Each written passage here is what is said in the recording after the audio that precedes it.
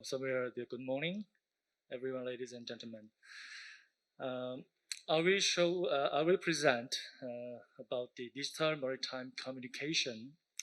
Subtitle is LT Maritime, the beginning of digital maritime communication infrastructure for e-navigation.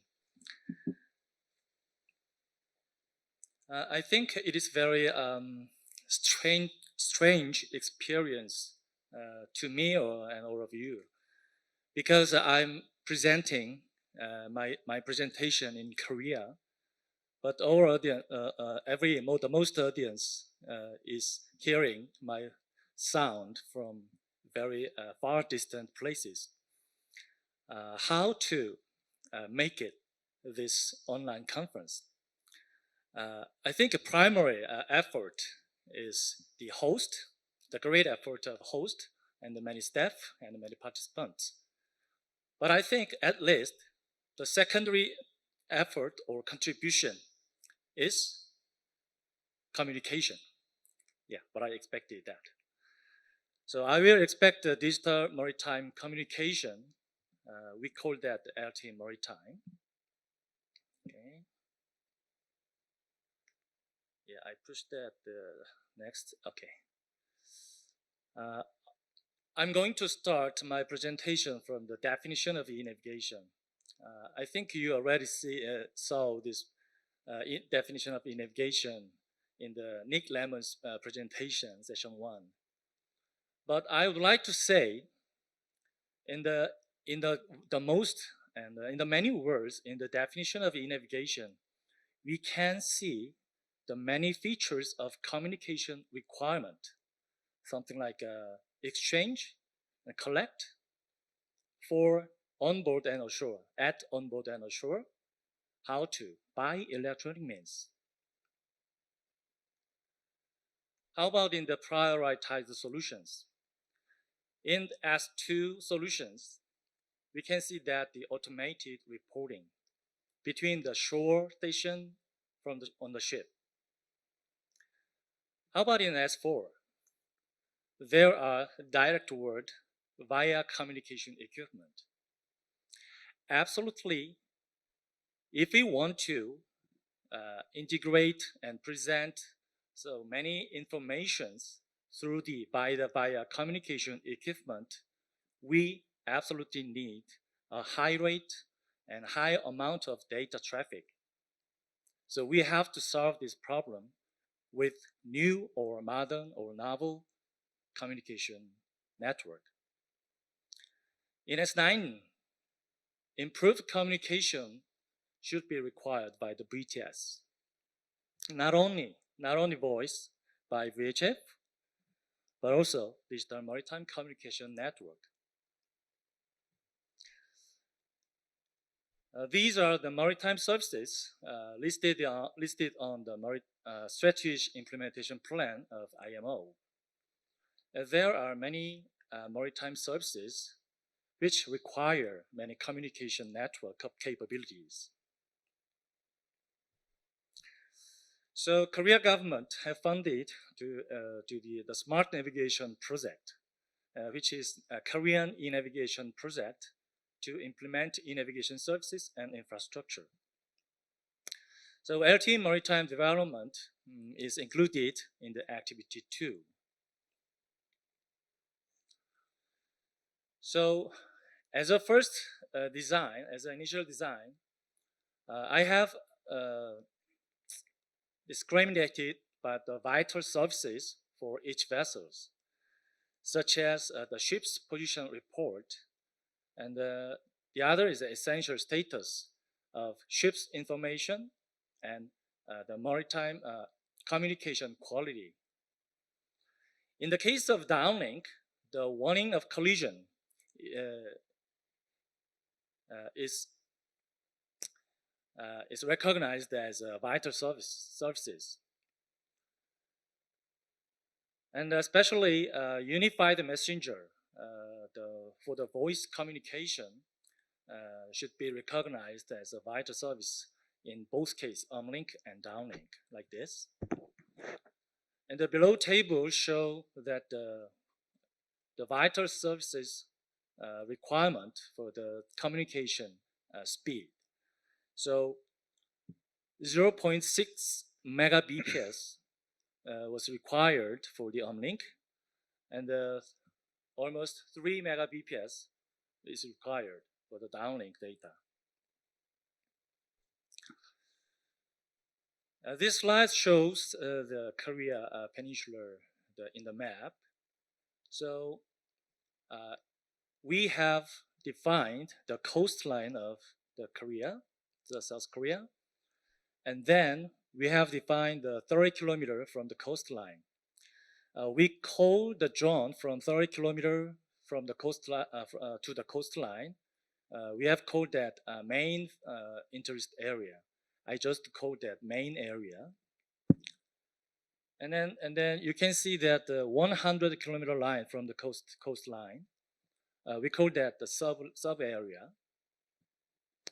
But when we see our Korean territorial sea, there are some part, the Korean territorial sea over 30 kilometer line. So we have defined the LT maritime service quality as like this: 30 kilometers from the coast plus Korean territorial sea should follow the quality level, something like that, in the purple character. And the sub area should follow that quality level. So in order to follow the service level as designated, we have installed 263 land stations of LTE along the coastline and several islands. This is a line of sight expectations of LTE maritime stations. As you know, we have to get the high altitude reference stations for the long distance coverage. So we can get assumption this coverage, 100 kilometer coverage, can be achieved by the LTE maritime stations. And then for our field test measurement, we have installed LTE Maritime Router on various vessels, which are navigating on the Korean coastal waters, something like this. Actually, since last 2 years, I have several opportunity to explain about the LTE Maritime. At that time, I just say Korea will develop the LTE Maritime, or Korea have just a plan to blah blah. But at this time, I'm very proud of that. I can show you the intermediate field test result, not final, but this is a field test measurement result for 100 kilometer coverage based on the LTE technology. Yes, here is the field test measurement result from April to August. So several ships were navigating freely, but it depends on their defined schedule. So we can get this intermediate the maritime service, LTE maritime service quality result. Yes, there are some several red or orange dot in the service area, but it will be optimized maybe in 2 months. Here is the case of the west side of Korea, from Incheon to Baekneung Island. At their some point, downlink is 23.7 megabps and uplink is 18. In that case, the distance between the station from the ship is 59 kilometers. Yes, here is the west and southern part of Korea. In this presentation, I will show you the handover of LT Maritime. Handover means the transition between the stations automatically. Could somebody help me to click the video clip? No, just click the video clip, please. In the middle of the presentation. Yeah, middle of the screen.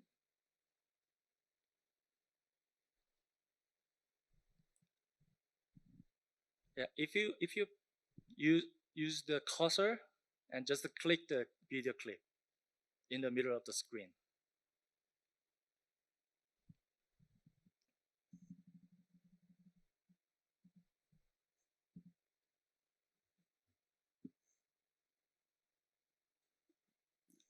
There are no video clip.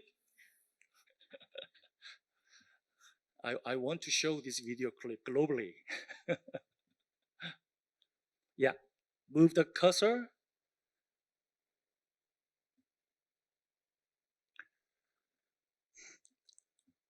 Yeah, there are the video clip. And start, please. Yeah. Okay, you can see that some transition between the LT Maritime stations. The one ship is navigating some trajectory. LT Maritime Router and the core system can automatically change the LT Maritime station based on the reference power or any kinds of quality index.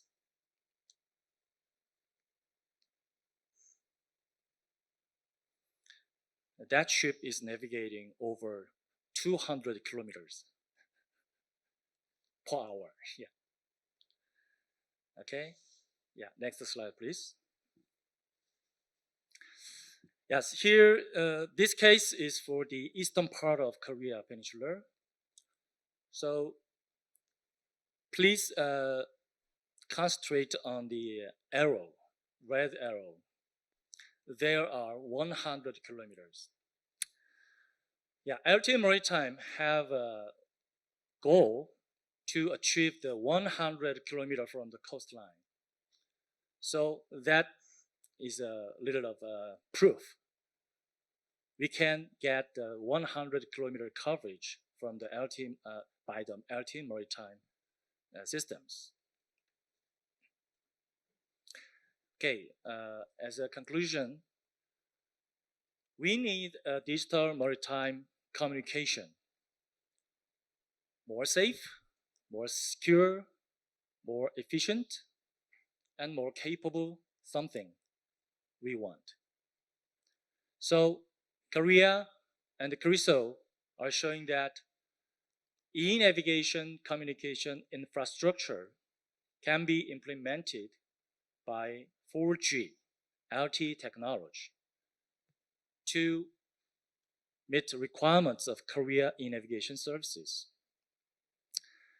If any country want to implement new digital maritime communication for their waters, I think they can use the LTE technology as a first to fulfill their requirements.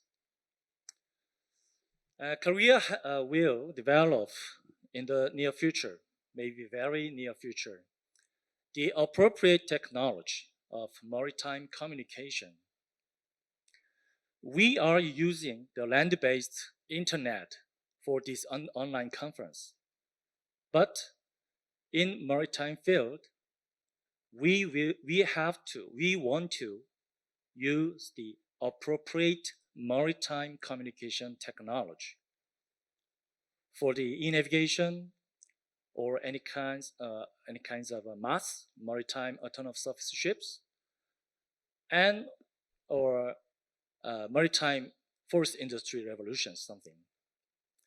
So we are continuously develop the appropriate technology considering 5G technology including M2M, D2D, and LoRaWAN, and any other advanced communication technology to make it.